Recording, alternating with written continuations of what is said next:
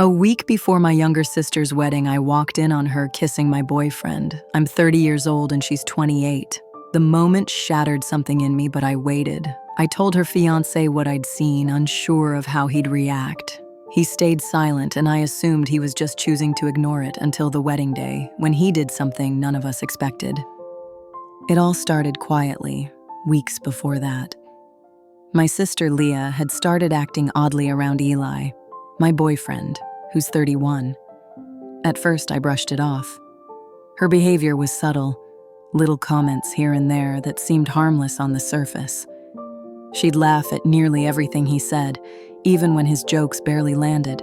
She'd say things like, "You're hilarious," in a way that felt just a little too invested. I tried convincing myself that she was just caught up in wedding excitement, maybe being extra sociable, but it didn't stop there. Before long, I noticed she was finding reasons to touch him. A hand on his shoulder while chatting, a playful nudge as she passed by. None of it screamed intent, but combined, it made me uncomfortable. What really got to me were the glances. She'd watch him when she thought no one else was looking. Her eyes lingered in a way that made my skin crawl. It was subtle, but once I noticed, I couldn't unsee it. After one particularly awkward family dinner, where Leah had gone overboard with her flirty behavior, I decided to bring it up with Eli once we were back at my place. I looked at Eli and asked, "Did you notice how Leah was acting tonight?" He gave me a puzzled look and said, "What are you talking about?" I went on to explain how she kept laughing a little too hard at everything he said, how she kept brushing against him or touching his arm for no real reason, and how her eyes lingered on him when he wasn't paying attention. He listened, then gave a small shrug and said, "You're probably reading too much into it.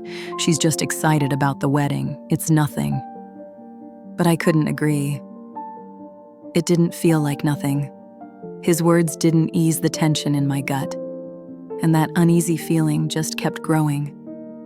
I tried to convince myself that I was imagining things, that maybe I was being overly sensitive, but I couldn't let it go. So I decided to watch more closely, hoping to prove myself wrong. The days leading up to the wedding were filled with family events, and each one left me more unsettled than the last. Every time we were with Leah, I noticed the way she gravitated toward Eli. She always seemed to end up next to him, at dinner tables, in group conversations, even while helping with wedding errands. She'd ask for his input or his help constantly, even when I was right there and just as capable. Then came the afternoon that confirmed everything I'd feared. We were at my parents' house for a backyard barbecue. At one point, I went inside briefly. When I came back out, I spotted them, Eli and Leah, standing off to the side, deep in conversation. They were far too close, speaking softly as if they didn't want to be overheard. My stomach dropped. Something was definitely wrong. Leah let out a laugh, soft and oddly flirty, that made my stomach twist. Eli said something right before, but I couldn't make out the words. The moment they saw me coming, they quickly stepped away from each other. Leah walked off casually, like nothing unusual had just happened. A wave of nausea and anger hit me, but I kept my reaction in check. I didn't want to start something in the middle of a family event, so I waited.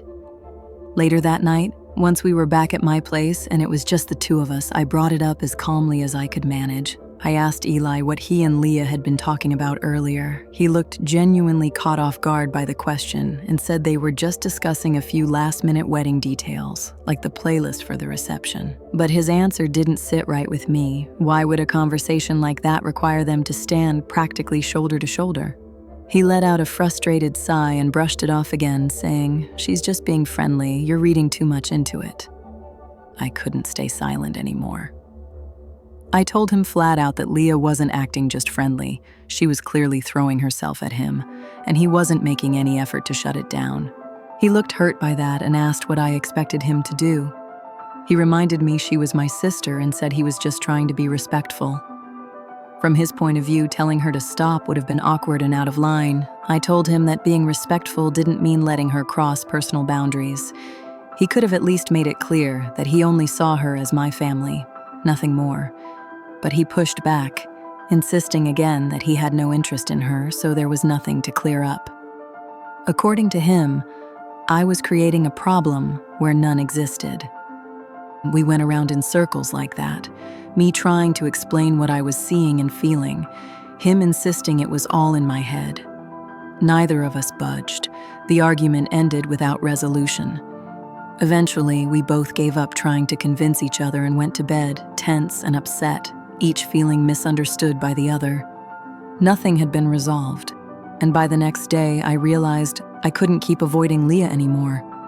It was time to speak to her directly. Letting things linger had only made them worse, so I gave her a call and asked if she'd meet me for coffee. She agreed without hesitation, her tone upbeat and completely unaware of the tension that had been building on my end. We chose a quiet little cafe not far from her place. When I arrived, I could feel my nerves getting the better of me. My fingers trembled slightly as I stirred my drink. Leah, meanwhile, was full of energy, chatting away about last-minute wedding details as if everything was perfectly normal. Her cheerful mood only made it harder for me to speak up. After a few minutes of listening to her go on about floral arrangements and dress fittings, I knew I couldn't keep pretending. I cut her off mid-sentence, my voice tight and serious. "We need to talk," I said. She blinked, taken aback by the sudden change in my tone. "What's wrong?" she asked. I paused, took a breath, and told her the truth. I said I'd noticed how she'd been acting around Mark, my boyfriend, and that it had been bothering me.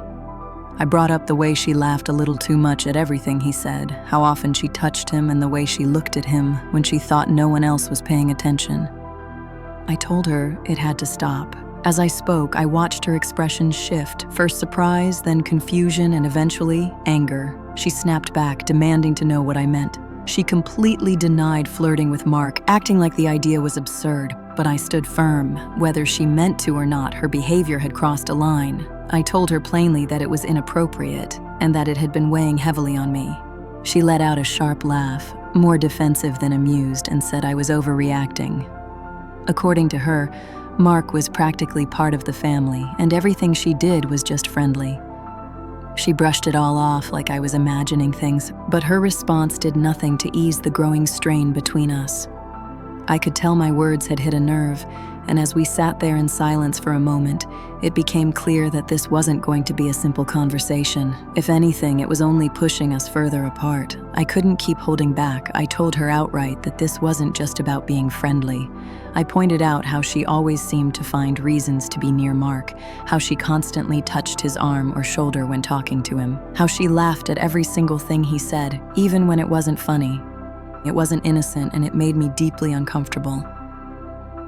As I spoke, I watched her face flush with anger and disbelief. She was clearly stunned, especially with the wedding just days away. She fired back, questioning my self-esteem and suggesting that I must be incredibly insecure to accuse her of something so outrageous. Her words hurt, but I stood firm. I told her this wasn't about jealousy. It was about boundaries. What she was doing crossed a line, and whether she saw it or not, it needed to stop. Then she suddenly stood up, her chair scraping loudly against the floor. That sound alone told me the conversation was over. She said she wouldn't sit there and entertain what she called paranoid nonsense. "If you don't trust your own sister," she snapped, "then that's on you, not me." And with that, she walked out, leaving me sitting there alone at the cafe, my thoughts spinning. I felt horrible. Doubt started creeping in. Had I taken things too far? Was I reading too much into everything? When I got home, Mark took one look at me and immediately asked what was wrong. He asked me what had happened, and I told him everything, every word from my talk with Leah. As I spoke, I watched his expression shift, concern slowly taking over. When I finished, he let out a long sigh and said quietly, "I think you might have made a mistake." He said he was worried Leah would be really hurt, especially with the wedding so close. His reaction made me tense. I asked, "Are you seriously taking her side?" He quickly assured me that he wasn't choosing sides. but he admitted he still didn't believe Leah had been flirting with him. Even if she had been, which he found doubtful. He thought confronting her like that wasn't the best way to handle it. Hearing that only made me feel worse, more uncertain than ever. A wave of frustration welled up inside me and I asked him, "So, what was I supposed to do? Just ignore it?" My voice cracked under the weight of it all. Seeing how upset I was, he walked over and gently pulled me into a hug. He said, maybe there was a better way I could have dealt with it, that I might have talked to him more first, or spoken to Leah in a less confrontational way. He worried that now, with everything out in the open like this, Leah was probably upset with both of us, and that things would feel awkward going into the wedding. Overwhelmed, I pulled away from him and asked, "So this is my fault?" I needed to know. Did he really believe that? He let out another deep breath and admitted he wasn't trying to place all the blame on me, but he did feel that I may have let my emotions take over and acted too quickly. We kept going back and forth, but it was clear we were stuck. We were coming from completely different places, and neither of us could seem to bridge the gap. Eventually, he gave up trying to talk it through and said he was going to bed. I stayed up alone, left with nothing but my thoughts and a growing sense of doubt. The days that followed were heavy with tension. Leah completely cut me off. No messages, no calls, nothing. The silence between us was sharp and painful. My parents noticed something was wrong almost immediately. They reached out saying Leah had been deeply upset and asked me what had happened. I tried to explain as carefully as I could, but it was obvious from their reactions that they thought I had gone too far. As her wedding day approached, I felt more lost with each passing day. I was supposed to be one of her bridesmaids, which had once felt like an honor.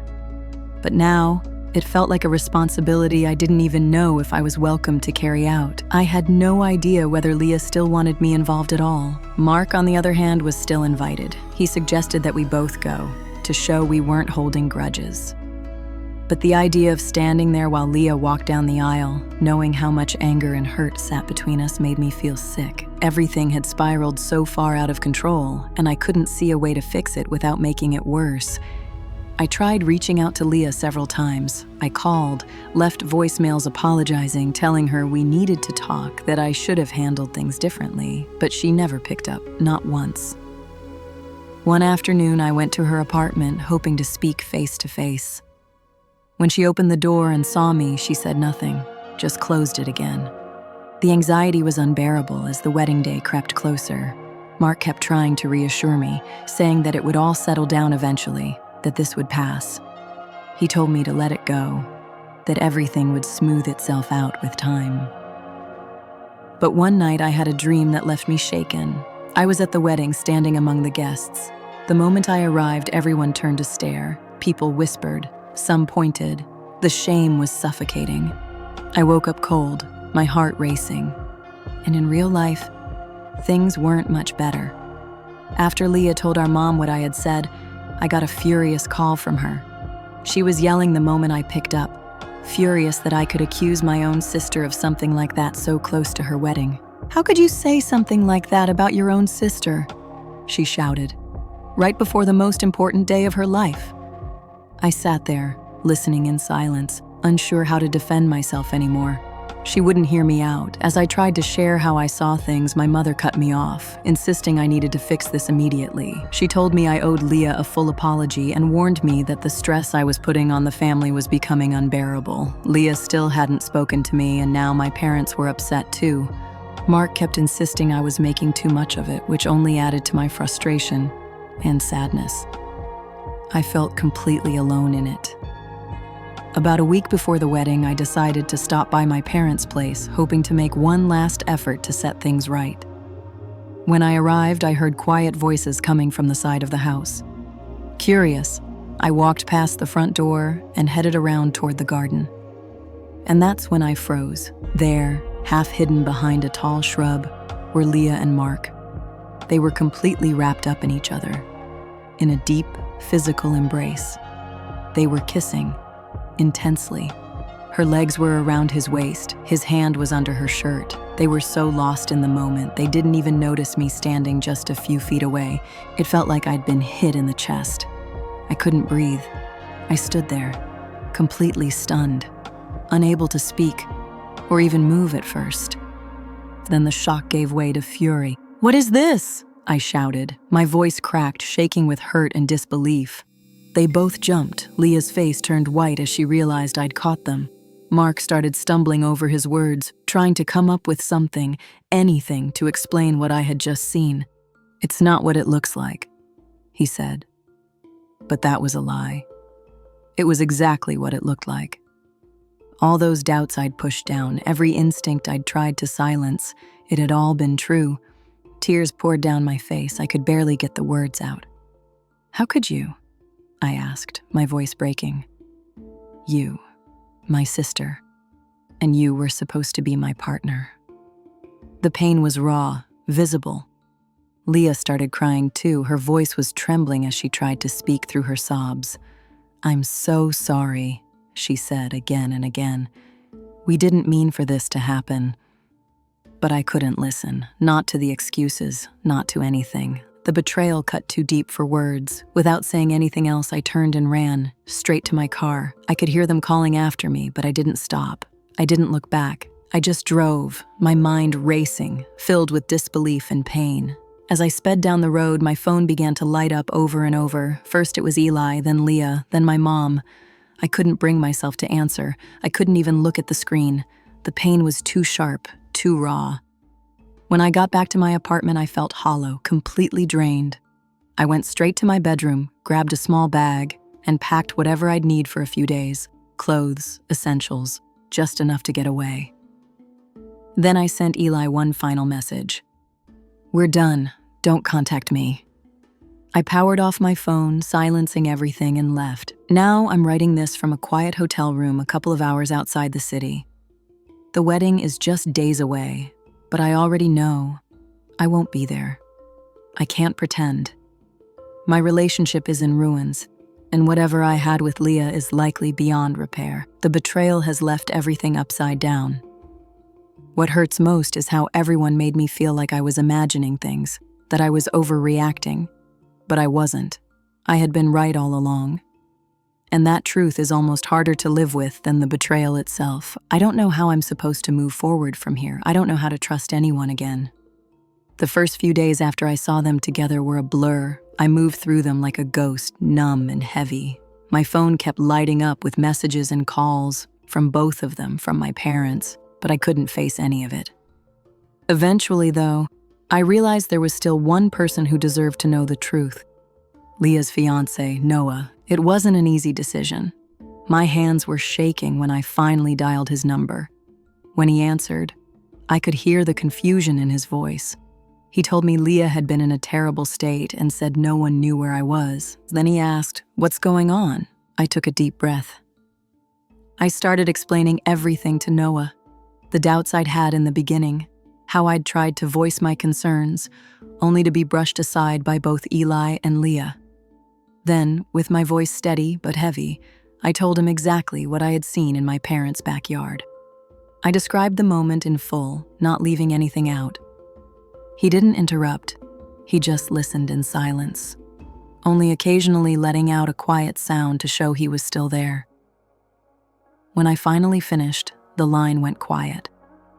A long pause hung between us. Then, in a calm and composed voice, Noah said, "Thank you for telling me. I need some time to think." And just like that, the call ended. I sat there for a while, staring at the screen, wondering what he was going to do with the truth. Would he call off the wedding? Would he confront her? Or would he forgive her and move forward like nothing happened? As the wedding day drew closer, I didn't hear a word from him or from anyone else in my family. Leah had stopped trying to contact me, and I started to wonder if she had somehow talked Noah into moving past it. The idea of her getting her perfect day while I was left to pick up the pieces made my stomach turn. There was no way I could be there. The thought of standing in the same room, pretending everything was fine, watching her walk down the aisle in a white dress, it was unbearable. So I made a different choice. I stayed away. I spent that day on my own, trying to figure out how to move forward after such a deep betrayal. That evening, as I sat in the quiet of my hotel room, my phone lit up with an unexpected call. It was my cousin Emily. Her voice was low, urgent, and filled with excitement. "You won't believe what just happened," she said. Confused and a little on edge, I asked, "What do you mean?" Without skipping a beat, Emily launched into her story, describing everything that had just unfolded. She said the ceremony had started off completely normal. Emily told me that everything had seemed picture-perfect at first. Leah looked radiant in her gown, and Noah stood at the front of the chapel, composed and ready for the ceremony to begin. But just as it was time for them to exchange vows, Noah stepped forward and said he needed to speak. As Emily described what happened next, my chest tightened. In front of everyone, Noah said he couldn't go through with the wedding. He told the entire room that he couldn't marry someone who had betrayed her own sister, who had been involved with the man she was supposed to love and trust. Emily said Leah's face turned ghostly pale as Noah spoke. You could hear a pin drop. Then, in a moment no one expected, Noah turned to my parents. He apologized to them and said they had a right to know the truth, why I had pulled away, why I hadn't been part of the wedding. Leah started crying on the spot. My parents looked stunned, completely thrown by what they were hearing. Guests whispered to one another, trying to make sense of the sudden turn of events. And then Noah walked out, just like that. He left Leah standing at the altar, crying in front of everyone. It was like something out of a movie, Emily said. Her voice was shaky, still trying to process what she'd witnessed. No one could believe it. Your parents are trying to get answers from Leah, but she's a mess. I sat in silence, trying to take it all in. Part of me felt seen. The truth had finally come out, but it wasn't the kind of relief I had imagined. I also felt a deep, aching sadness. The weight of it all, the hurt, the fallout, the public unraveling of people I once loved. It was almost too much. After a long pause, Emily gently asked, "Are you okay?" "I don't know," I said honestly. "This isn't how I ever wanted it to end." We talked for a few more minutes before hanging up. Then I sat alone in the quiet, trying to process everything. The truth was finally out, but at what cost? My connection with Leah is broken, my relationship with Eli is over, and now my entire family is caught in the middle of the fallout. I've come to understand that even though the truth is finally out in the open, that alone doesn't fix everything. Healing takes time, and rebuilding trust, if that's even possible, will be a slow, uncertain process. Still, for the first time since this all began, I felt a small sense of relief. The burden of keeping quiet, of carrying what I knew alone, is gone. Whatever happens next, at least I'm no longer carrying that weight. As for what comes after this, I honestly don't know. I realize that, eventually, I'll have to face my family again. There will be difficult conversations, possibly some that I'll never be ready for. Right now, I'm just taking it one day at a time. If nothing else, this experience has taught me something important: to trust my instincts and to stand up for myself, even when the people around me try to convince me otherwise. To everyone who stood by me during this, thank you. You helped me keep going when I wasn't sure I could.